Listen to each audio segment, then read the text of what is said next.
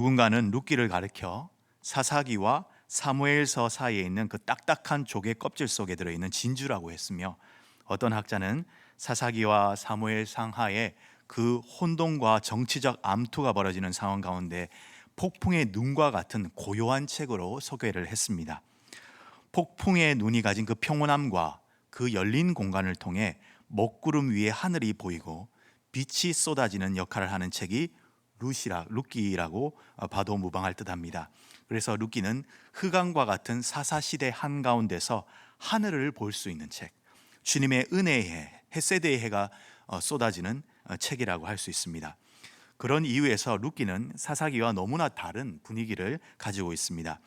사사시대에는 우상숭배, 민족의 분열, 인간의 타락과 암투, 여인들의 희생과 학대, 민족 간의 살인이 난무하던 시대였습니다. 특히 룻기는요, 앞에 나오는 사사기 결론에 해당하는 17장 이후의 분위기와는 전혀 다른데, 흔히 학자들이 말하는 사사기 17장부터 룻기 전체까지 베들레헴 3부작이라고 이렇게 학자들이 말을 합니다. 베들레헴이라는 동일한 공간 안에서 연속된 세 가지 사건이 사사기 17장, 19장 그리고 룻기까지 이렇게 연결된다는 것이죠. 그 가운데서 사사기 19장에는요, 베들레헴으로 방문한 레위인이 있었는데 그 마을 불량배로부터 환대를 받지 못하고 생명의 위협을 당하다가 집주인의 처녀딸과 레위인의 그 첩을 내어주게 되면서 이스라엘 여인들은 다 성폭행과 죽음을 맞고 남자들만 목숨을 보존하는 이야기가 나옵니다.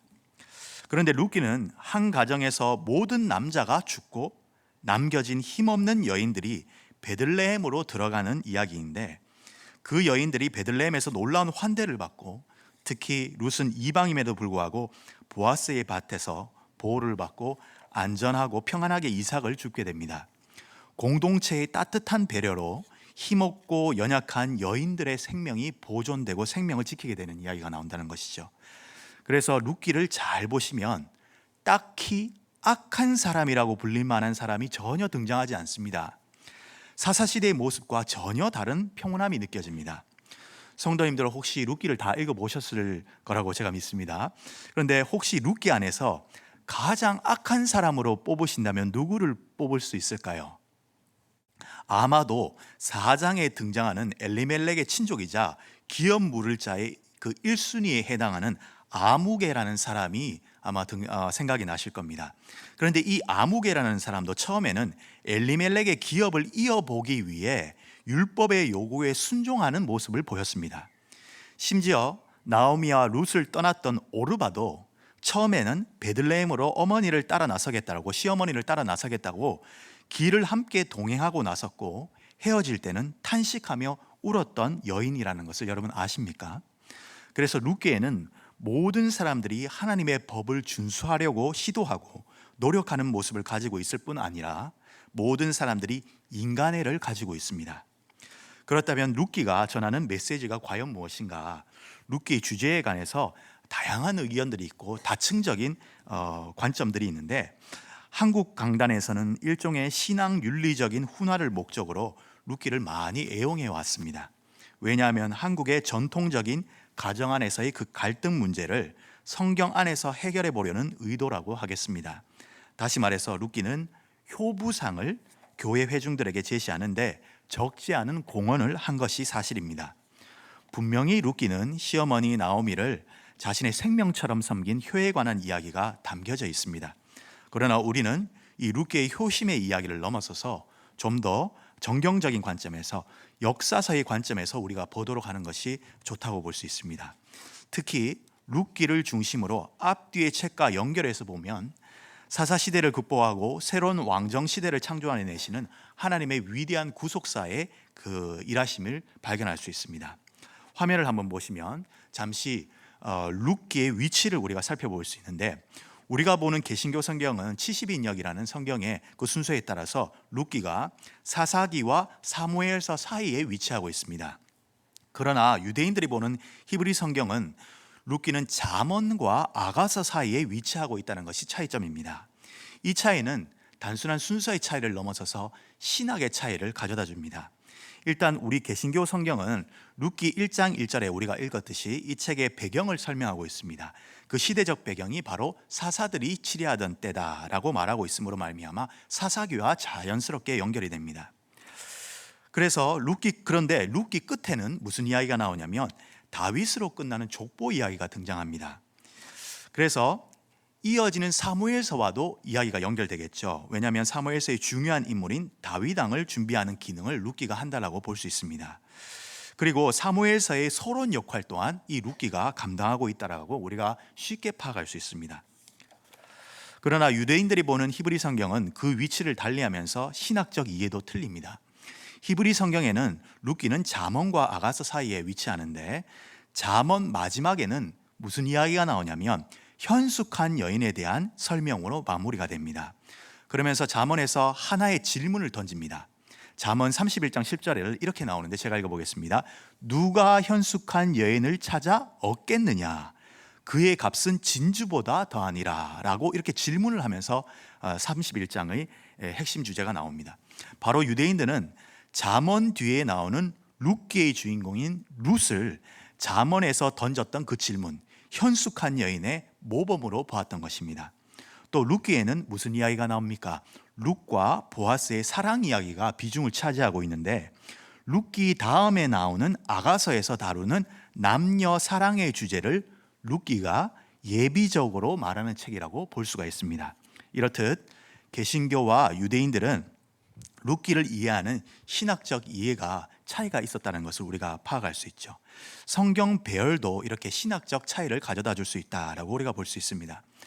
그래서 우리는 당연히 정경적 관점에서 개신교 성경을 통해 사사기와 사무엘서 사이에 있는 룻기의 의미를 파악하고 그 주제를 이해할 필요가 있습니다. 사사기는 의도적으로 사사 시대로 접어든 이유들을요 반복적으로 이렇게 말하고 있는데 사사기 결론인 17장 이후부터 반복적으로 등장하는 구절이 있습니다. 화면을 보시면 17장과 21장에 동일한 구절이 나옵니다. 그때에는 이스라엘에 왕이 없었으므로 사람마다 자기 소견에 옳은 대로 행하였더라. 이 구절은 흥미롭게도 사사기 결론에 해당하는 17장과 21장의 그 시작과 맨 마지막에 등장하면서 왕이 없었다라고 이렇게 그 구절이 감싸면서 마무리됩니다. 특히 이 구절이 사사기 맨 마지막 구절에 나오면서 사사기 전체 결론이 바로 왕이 없어서 이스라엘의 모든 문제가 왕이 없었기 때문에 비롯된 것처럼 우리에게 보게끔 만듭니다. 왕을 그리워하는 사사기의 그 저자의 마음을 잘 담아내야 된다고 할 수 있겠습니다. 사사기 마지막 절이 이스라엘이 있어야 할 왕의 필요성을 제시하면서 끝냈다면, 그렇다면 룻기 마지막 절은 어떻게 마칠까요? 다름 아니라 이스라엘 최고의 왕인 다윗 왕의 탄생을 말합니다. 그래서 사사기 끝절과 룻기 끝절을 하나로 엮으면 어떻게 되냐면, 화면을 보시면 진단과 처방이라고 우리가 결론을 내릴 수 있습니다. 사사기 21장 25절에 그때 이스라엘에 왕이 없으므로 라고 마치고, 룻기 4장 22절은 오벳은 이새를 낳고 이새는 다윗 그 왕을 낳았다라고 끝나는 것이죠. 이런 룻기의 위치를 통해서 간단히 룻기의 주제를 우리가 파악할 수도 있지만, 좀 더 세심하게 우리가 살펴봐야 할 부분도 있습니다. 그것은 뭐냐면, 저자가 룻기의 소재로 삼는 율법, 그리고 룻의 그 신앙 고백, 그리고 하나님의 헤세드, 그리고 왕의 출현, 다윗 왕의 출현은 서로가 긴밀하게 서로가 연관을 가지면서 룻기의 큰 주제를 담아내고 깊이 있고 넓게 우리에게 주제를 설명합니다. 먼저 룻기에는요 크게 구약의 세 가지 율법이 등장합니다. 첫째, 이삭 줍기, 둘째, 기업 무르기, 세 번째, 계대 결혼입니다. 그런데 성도님들, 이 세 가지 법이 의미하는 것은 과연 무엇일까요?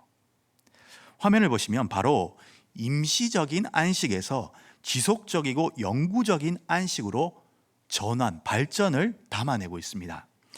나오미와 룻은 하나님이 자기 백성들에게 양식을 주셨다는 소식을 듣고 이스라엘로 돌아오게 됩니다. 그 시기는 보리 추수할 때였습니다.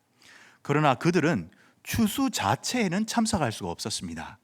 룻은 이삭 줍기에만 참여하죠. 이삭 줍기는 사실상 추수 기간에만 있는 일입니다. 임시적인 생계 수단에 불과하다는 것이죠. 어디까지나 나그네와 가난한 자의 신분으로서 참여하는 이스라엘의 축복일 뿐입니다. 이런 임시적인 은혜로는요 부족합니다. 룻기 22장 11절에서 12절에는 이런 말이 나옵니다. 제가 읽어보겠습니다. 보아스가 그에게 대답하여 이르되 네 남편이 죽은 후로 네가 시어머니에게 행한 모든 것과 내 부모와 고국을 떠나기 전에 알지 못하던 백성에게로 온 일이 내게 분명히 알려졌느니라. 여호와께서 너에게 행한 일을 보답하시기를 원하며 이스라엘의 하나님 여호와께서 그의 날개 아래 보호를 받으러 온 너에게 온전한 상 주시기를 원하노라. 이렇게 말을 합니다. 부모와 고국을 떠나기 전 알지 못하던 백성에게로 와서 이스라엘 하나님 여호와 날개 아래 보호받으러 온 그 룻은 좀 더 온전한 상을 받기를 원합니다. 또한 여호와께서도 그 온전한 상을 주시기 위해서 그들을 불러 모으셨습니다. 이 온전한 상에 해당되는 것은 나오미가 룻을 위해서 마련해 주고자 하는 바로 그 안식입니다. 이 룻기에는요, 두 번의 안식이라는 단어가 나옵니다. 메누아라는 히브리어는 위로라는 단어로 번역되어 있고 또는 안식이라고 말하고 안식이라는 단어로 이렇게 번역되어 있는데, 나오미가 룻에게 했던 말이 딱 룻에게 두 번 등장할 때 등장합니다. 나오미의 입에서 두 번 거듭 이 말을 함으로써 나오미는 하나님이 주시는 그 진정한 안식을 룻에게 선물로 주기를 원했던 것이죠. 이 안식을 실현시킬 율법상의 제도가 바로 기업 무르기와 계대 결혼의 제도입니다. 이 두 제도에 의해서 룻은 나그네의 신분으로 누리는 그 제한된 안식인 그 이삭줍기, 그 이삭줍기에서 벗어나서 점점 더 깊고 완전한 안식으로 들어갈 수 있었던 것입니다. 이 완전한 안식을 이스라엘 백성의 가족의 일원으로서 누리는, 다시 말하자면 가장된 남편의 보호 아래서 누리는 아내의 안식이 여기에 담겨 있는데, 이것이 여호와의 날개 아래서 누리는 보호라고, 안식이라고 말할 수 있습니다. 룻은 이의 전조로서 보아스의 배려로 추수터에서 그의 식탁 자리에 같이 참여해서 오래간만에 가족의 일원처럼 유사한 대우를 받습니다. 하나님께서는 룻에게 이삭 줍기를 허락해 주시고 추수터에서 우연히 보아스로 하여금 그녀를 만나게 하십니다. 그리고 보아스로 하여금 룻을 위한 기도를 했던 것이죠. 2장에서 여호와께서 너에게 행한 일에 보응하시기를 원하며 여호와께서 그 날개 아래 보호받기를 원하고 너에게 온전한 상 주기를 원하노라. 보아스가 이렇게 말을 했거든요. 그런데 그 일을 다 누가 하냐? 보아스 자기 자신이 합니다. 실제적인 실행자가 보아스 자기가 자신이 되는 것이죠. 사사시대는 이스라엘이 우상 숭배와 이방의 힘에 눌려서 참된 안식이 없었습니다. 하나님이 세우신 사사들의 활약 덕분에 잠시 임시적인 안식에 머물러야 했습니다. 그래서 성도님들 잘 아시는 것처럼 사사들의 활약이 끝나고 나면 그 땅에 대략 40년간 평안하였더라, 80년간 평안하였더라, 이런 구절이 반복되는 거 잘 아시죠? 그런 간헐적인 안식이 반복되었던 것이 사사시대의 현실이었습니다. 그렇기 때문에 영구적인 안식을 그리워한 시대이기도 한 것입니다. 그러나 룻은 우상 숭배의 죄악을 완전히 끊고 이방 땅을 완전히 떠나오면서 놀라운 참된 신앙 고백으로 영구적인 안식을 누리는 수혜자로 선택받습니다. 이스라엘과 그 이스라엘로 동한 이방인은 모두 진정한 안식과 평안을 주시는 분이 하나님이심을 룻기를 통해 발견하게 되고, 하나님의 헤세드의 통치가 눈에 보이는 땅 위에 펼쳐지는 역사를 통해 우리의 진정한 사사가 다름 아니라 하나님이심을 깨닫게 하는 책이 룻기입니다. 이제 이삭 죽기와 같은 임시적이며 불완전한 성격의 안식을 상징하는 사사시대의 혼란으로부터 하나님의 왕권의 통치가 지상에 대행되는 지속적인 안식의 성격을 담은 왕정으로 들어가기를 바라는 그런 이야기가 룻기의 주제라고 할 수 있습니다. 그래서 하나님의 나라 헤세드 나라 안에서 누릴 수 있는 영원한 안식을 룻기 마지막에 등장하는 왕을 통해 바라보게 되는 것입니다. 이것이 룻기의 주제가 1차적으로 된다고 우리가 볼 수 있습니다.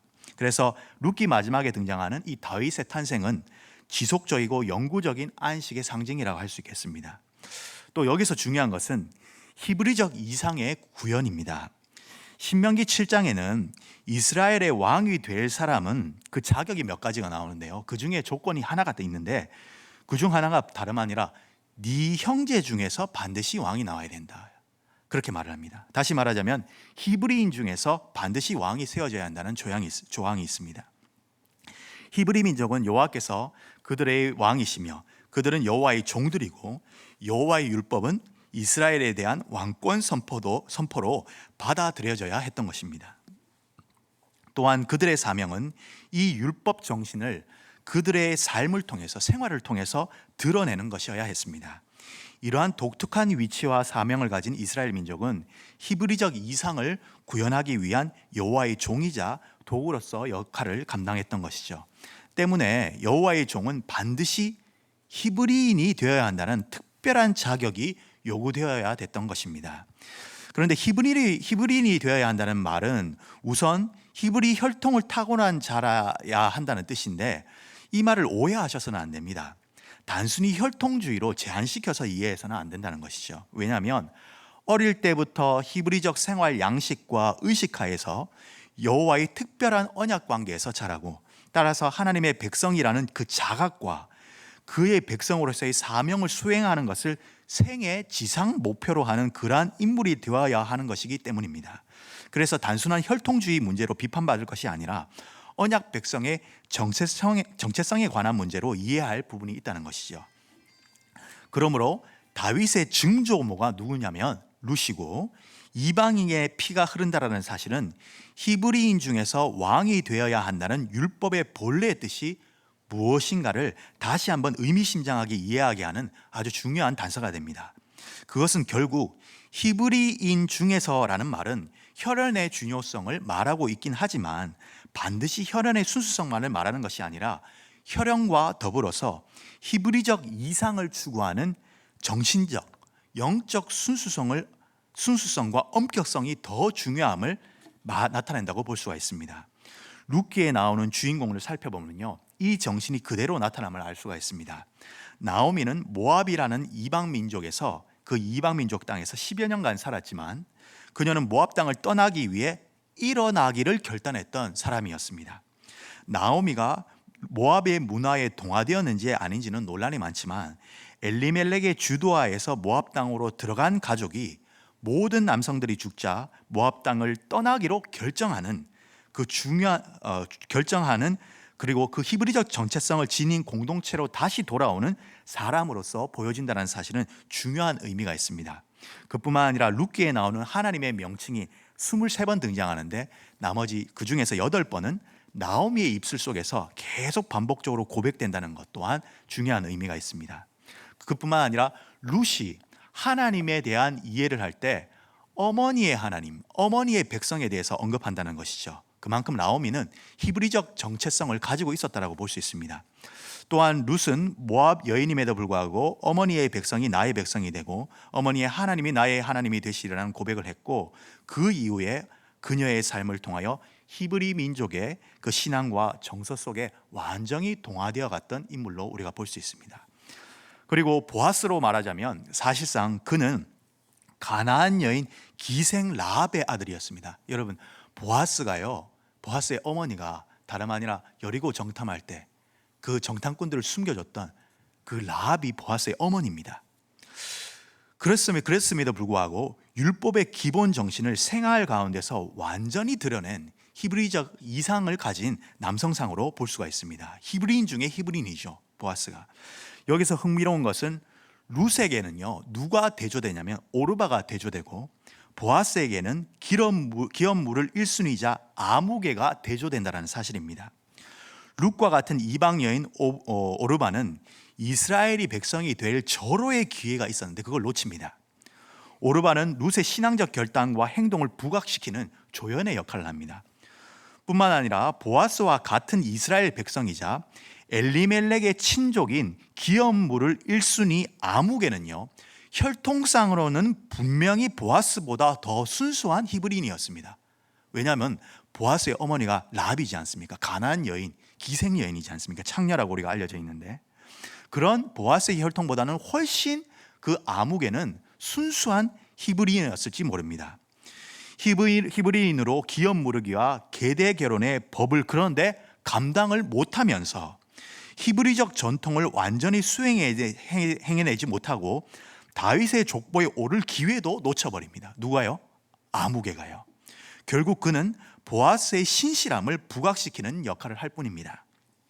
이런 이해는 누가 이상적인 히브리적 세계관을 가진 여성 상인가를 룻과 오르바의 대조를 통해 룻이 참 이상적인 여인이구나 라고 결론을 짓게 하고, 또 누가 이상적인 히브리적 세계관을 가진 남성 상인가를 보아스와 아무게라는 두 남성의 대조를 통해서 결국 보아스임을 우리에게 알려주는 그런 기능을 하게 됩니다. 이런 히브리적 세계관을 가진 이상적 두 인물 룻과 보아스를 통해 하나님께서는 다윗의 왕국을 세우시되 미리 그 왕국의 성격을 정하시죠. 그리고 사사시대 3대 문제라고 하는 이 모든 문제들을 해결해 나가시는데, 첫 번째 문제가 뭐였냐면 각기 자기 소견에 행하였던 문제, 두 번째 왕의 부재, 우리가 읽었지 않습니까? 왕이 없었다. 그리고 세 번째 문제가 뭐였냐면 하나님을 알지 못하는 다른 세대의 출현입니다. 이것이 사사시대의 3대 문제로 학자들은 말하는데, 이 하나님을 알지도 못하고 경험하지 못한 다른 세대의 출현을 어떻게 극복하실까요? 다름 아니라 바로 이 룻과 보아스가 참된 다음 세대가 되면서 다음 세대의 왕인 다윗의 출현으로까지 연결된다는 사실입니다.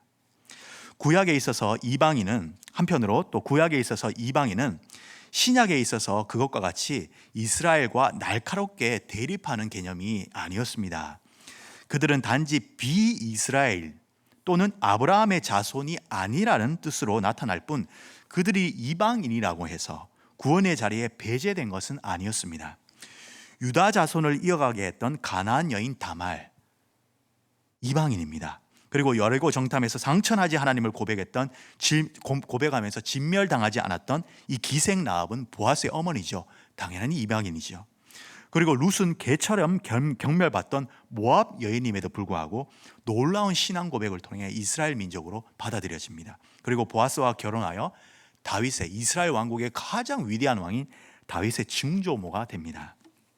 그리고 일부 족속을 제외하고는요, 거의 평등한 대우를 받도록 이방인들은 율법의 규정을 다 이렇게 해놨습니다.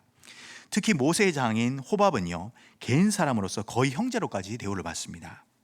그런데 흥미로운 것은 이런 이방인에 대한 대우가 정말 극에 달하는, 하나님이 원하시는 이 이방인들이 자신의 백성들처럼 받아들여져서 확연하게 드러났던 그 시대가 있었습니다. 그 시대가 언제일까요?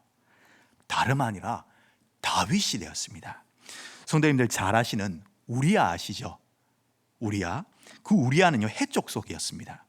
그리고 이때라는 사람은 있었는데, 이 사람이 다윗의 근위대장이었는데 그 사람은 놀랍게도 가드 사람이었습니다.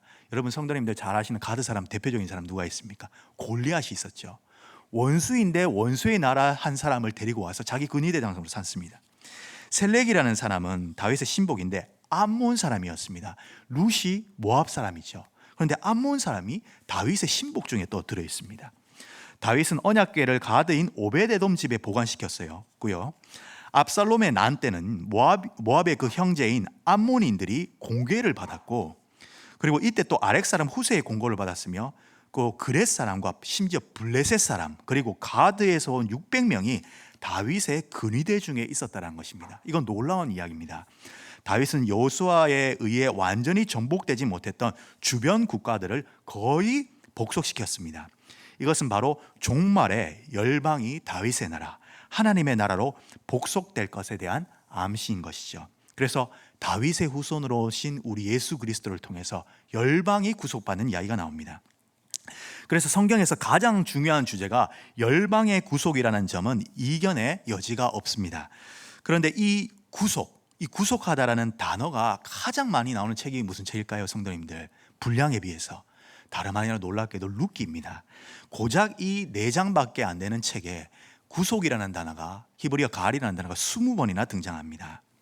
그 열방의 구원에 대한 역사를 증명하는 가장 놀라운 증거는요, 다름 아니라 이 룻기에서 영원히 총회에 들어오지 못한다라는 신명기에 그 선언을 들었던 민족인 모압 여인 룻이 그 여호와의 날개 아래서 보호를 받으러 베들레헴으로 들어와서 기름 부을 자인 보아스의 헷세드로 이스라엘 여인이 되었다라는 모습에서 우리가 구속의 역사의 최정점의 모습을 찾을 수가 있습니다.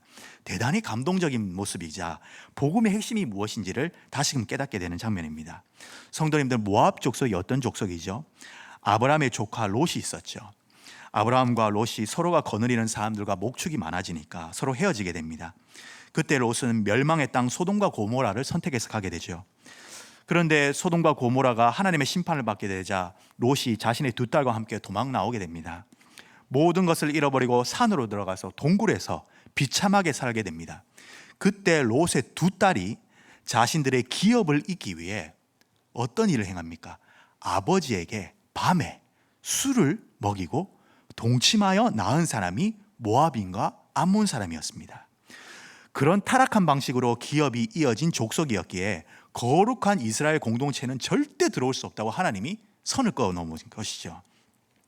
그런데 모압 여인 룻이 추수를 마치고 밤에 술에 취해 타당마당 곡식 더미 끝에 누운 보아스의 발치를 들고 눕게 됩니다. 옛날을 한번 떠올려 보십시오. 롯의 두 딸이 사용했던 술이라는 동일한 매개체로 밤에 그 벌어진 그 과거의 음울한 일이 다시 반복되는 것은 아닌가 하는 의구심이 드는 순간에 보아스는 한밤중에 찾아온 룻이라는 모압 여인을 욕망의 대상으로 다루지 않았습니다. 룻기는 죄로 말미암아 태어난 모압 족속 같은 인간들을 하나님이 어떻게 구속하시기를 원하는지를 분명하게 보여줍니다. 술에 취한 아버지를 속여 동침하여 낳은 모압 여인을 구원하는 방법은 무엇일까요? 아무리 술에 취해 있어서도 율법의 요구대로 신실하게 살아간 보아스를 통해서 가능함을 우리에게 보여줍니다. 보아스는 그래서 밤의 사람이 아니라 낮의 사람이라고 우리가 할 수 있습니다. 보아스는 밤에 술에 취해 자신들의 딸들과 동침한 롯의 모습과는 다르게 밤에 욕망을 이기고 낮에 성문에서 장로들과 백성들을 증인으로 세우고 기업 물을 자 1순위 아무개를 불러서 율법의 요구대로 의롭고 신실하게 희생적으로 일을 처리해서 기업 무르기를 계대결혼을 완성합니다. 자신의 기업에 손해가 있을까 하여 죽은 자의 아내 모압 여인 룻을 받아들이기를 꺼려했던 아무개와는 달리 보아스는 죽은 자의 아내 모압 여인 룻을 사서 죽은 형제 말론의 기업을 그의 이름으로 이어갈 수 있도록 결단하고 선언합니다.